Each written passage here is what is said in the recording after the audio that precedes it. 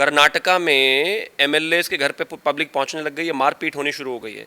वो दिन दूर नहीं है जब इनको बाउंसर लेके घूमना पड़ा करेगा कांग्रेस के विधायकों को। क्या हाल इन्होंने कर रखा है, हर जगह देश की प्रदेश की इकॉनमी क्या है, उनके हालात क्या हैं, वो दे सकते हैं नहीं दे सकते हैं, प्रोमिसेस पूरे कर सकते हैं या नहीं कर सकते हैं, वो बिना देखे जाकर आपको जो है फ्री की रेवड़ियाँ बांट देनी है और कह देना है कि हम ये करेंगे। नहीं हो पाएगा। कितना भी 200 यूनिट बिजली फ्री हो, आदमी तो कम ही इस्तेमाल करता है, ये आदत होती है। और आजकल तो इस चीज़ को लेकर बहुत ज़्यादा अवेयरनेस भी है। तो मुझे लगता है ये बिना तर्क की बात है, इसमें कोई तर्क है नहीं। अब उनके पास एक्चुअली जेबें खाली हैं, दे किसी को कुछ सकते नहीं। हालात बहुत ख़राब हैं, कांग्रेस की सिचुएशन बहुत ख़राब है। प्रोमिसेस तो कर दिए लेकिन आज फुलफिल करने के लिए कुछ भी उनके पास नहीं है। आज अगर कर्नाटका में बिजली पहले 200 यूनिट फ्री देने की बात करिए और अब बिजली के रेट बढ़ा रहे हैं तो वो खुद अपने आप की बात को उठा रहे हैं। अगर हिमाचल कह रहा है कि आज हमारे पास पैसे नहीं है, रोना शुरू कर दे रहे हैं वहाँ के मुख्यमंत्री, तो वो अपनी वजह से फंसे हुए हैं क्योंकि उन्होंने ऐसे प्रोमिसेस किए थे और राज्य के पास इतने पैसे नहीं है। सर, कर्नाटका में सरकार बनने के बाद कांग्रेस की लगातार मुश्किलें बढ़ती हुई नजर आ रही हैं। जिस तरीके से एक तरफ राज्य सरकार की तरफ से कहा गया है कि 200 यूनिट फ्री बिजली, वहीं दूसरी तरफ ये कहा जा रहा है कि बिजली को महंगा कर दिया गया है। अभी सुक्कू जी जो है हिमाचल प्रदेश के जो मुख्यमंत्री हैं, वो लगातार रोज आकर बोल रहे हैं कि राज्य की वित्तीय हालत बहुत ख़राब है।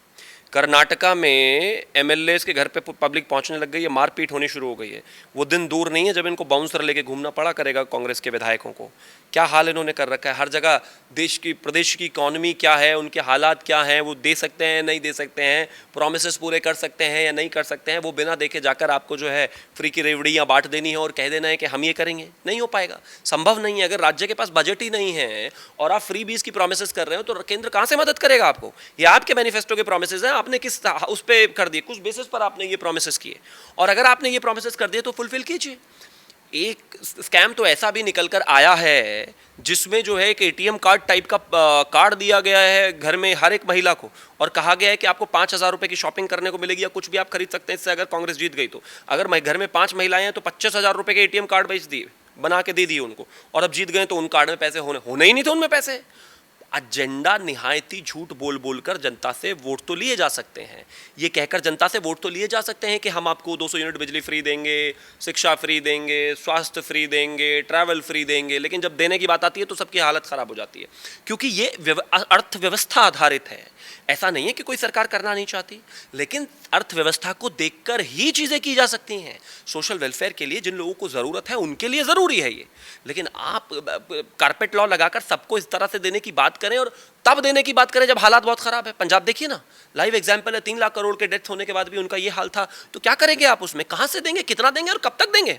तो ये होना है, जनता पीटेगी इनको सड़कों पर घूम घूम कर। इसी को लेकर कर्नाटका में वहाँ के मुख्यमंत्री ये कह रहे हैं कि बीजेपी जो है वो लोगों को प्रोवोक कर रही है कि ज़्यादा बिजली का इस्तेमाल करो, इसीलिए कहा जा रहा है कि बिजली के दाम बढ़ा दिए हैं। अब मैं क्या कहूँ सिद्धरामैया जी के लिए, मतलब ऐसा होता है क्या। आप एक चीज़ बताइए, कोई माँ बाप ये कहेगा कि अपने बच्चों को कि ज़्यादा इस्तेमाल करो बिजली का इसलिए लाइट जला के सो। कमाल है, जिसको सोना अंधेरे में, जो सब सोते ही अंधेरे में, तो क्या लाइट जला के सोएंगे। ज़्यादा इस्तेमाल का मतलब कोई नहीं करता। कितना भी 200 यूनिट बिजली फ्री हो, आदमी तो कम ही इस्तेमाल करता है, ये आदत होती है। और आजकल तो इस चीज़ को लेकर बहुत ज़्यादा अवेयरनेस भी है। तो मुझे लगता है ये बिना तर्क की बात है, इसमें कोई तर्क है नहीं। अब उनके पास एक्चुअली जेबें खाली हैं, दे किसी को कुछ सकते नहीं। हालात बहुत ख़राब हैं, कांग्रेस की सिचुएशन बहुत ख़राब है। प्रोमिसेस तो कर दिए लेकिन आज फुलफिल करने के लिए कुछ भी उनके पास नहीं है। तो ये केजरीवाल की राहों पर चल के कांग्रेस ने 2 जगहों पर फ्री के वादों से सरकार तो बना ली, तो क्या लग रहा है राजस्थान और मध्य प्रदेश में राह आसान होने वाली है, जो जमीनी हकीकत हिमाचल प्रदेश और कर्नाटका से सामने आ रही है। बंटाधार अरविंद केजरीवाल का भी हुआ है, पंजाब में भी हालात आपने देखे हैं, दिल्ली में भी किस तरीके से घोटाले कर करके चीज़ों को चलाने की कोशिश कर रहे हैं, लेकिन सोशल डेवलपमेंट का, सोशल वेलफेयर का कोई काम नहीं कर पाए हैं। पंजाब का भी यही हाल कमोबेश इस तरीके से रहा है। और इसके अलावा अगर आप बात करें हिमाचल या फिर मध्य प्रदेश की, तो वहाँ पर भी यही हाल होना है अंततः। क्योंकि आप जो स्कीम्स धरातल पर ला ही नहीं सकते, वो प्रॉमिस करेंगे तो आपको मुक्की खानी पड़ेगी। अगर वोटर को जाकर कहोगे कि मैं 50,000 रुपये तुझे जीतने के बाद दूंगा और जीत जाओगे क्योंकि उसने आपको वोट दिया है, तो फिर जब आप पैसे उसको नहीं दोगे तो वो तो दरवाज़ा तोड़ेगा आपका घर का और आपसे पूछेगा और जवाब मांगेगा, क्योंकि आपने उसको विश्वास में लाके उसके साथ धोखा किया है। सर, इसी के साथ बार बार पे यही तमाम पार्टियां ये कह रही हैं कि फ्री बीज जिस चीज़ को कहा जा रहा है या फिर कहा जा रहा है कि ये रेवड़ियां हैं, ये आम व्यक्ति की ज़रूरत की चीज़ें हैं जिन्हें हम पूरा करने की कोशिश कर रहे हैं। नहीं, ज़रूरत की चीज़ें पूरा करो, लेकिन कहाँ से करोगे। बजट भी तो होना बहुत ज़रूरी है ना। राज्य के पास संसाधन होना बहुत ज़रूरी है। कोई बजट सरप्लस में चल रहा है, कर लो।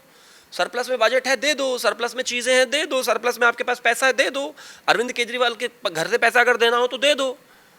आपको अगर सिद्धरामैया जी के घर से पैसा देना है तो दे दो। तो यही है, तमाम चीज़ें हैं। डिप्टी चीफ मिनिस्टर है, उनके घर से पैसा देना है क्योंकि 1100 करोड़ के आदमी हैं, उनको देना है, राज्य से दे दो। लेकिन जब राज्य की सरकार में, इकाई में पैसा नहीं है तो कहाँ से दोगे? मुझे लगता है ये सोचने वाली बात है, ऐसा नहीं होना चाहिए। सर, अभी आपने हिमाचल प्रदेश का जिक्र किया है। हिमाचल प्रदेश को लेकर वहां के मुख्यमंत्री ये कह रहे हैं कि पीएम नरेंद्र मोदी का व्यवहार जो है अब वो हिमाचल प्रदेश को लेकर बदल गया है, और तब वो काफी ज्यादा मदद करते थे जब उनकी खुद की सरकार थी हिमाचल में। भारतीय जनता पार्टी और या फिर इस देश के प्रधानमंत्री पूरे देश को अपना मानते हैं, पूरे देश का में ही उनको चुनाव जिताया जाता है। चाहे हिमाचल की जनता हो, चाहे मध्य प्रदेश की जनता हो, चाहे राजस्थान की जनता हो, चाहे कर्नाटका की जनता हो, चाहे हरियाणा की हो, उत्तर प्रदेश की हो, कहीं की भी हो। जब भारतीय जनता पार्टी चुनाव में जाएगी 2024 में, तो सबको वोट देना है और सबको भारतीय जनता पार्टी के ही लिए देना है।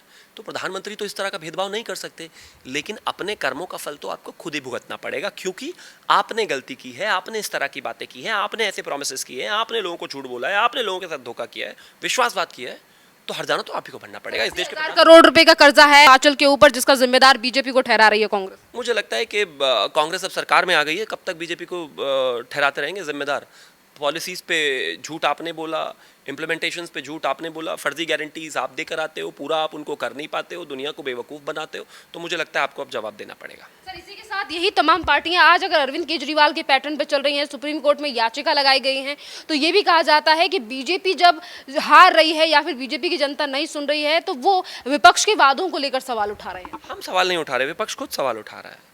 आज अगर कर्नाटका में बिजली पहले 200 यूनिट फ्री देने की बात करी और अब बिजली के रेट बढ़ा रहे हैं, तो वो खुद अपने आप की बात को उठा रहे हैं।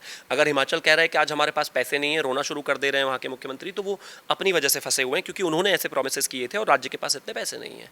अगर पंजाब के भगवंत मान आज इस बात को रोते हैं कि हर महीने हर साल 50-50 हज़ार करोड़ की किस्त दे दो हमें, क्योंकि हमारे पास पैसे नहीं है, तो आपको ये पहले भी पता होना चाहिए था ना। जब सरकार में नहीं थे तभी आपको पता होना चाहिए था।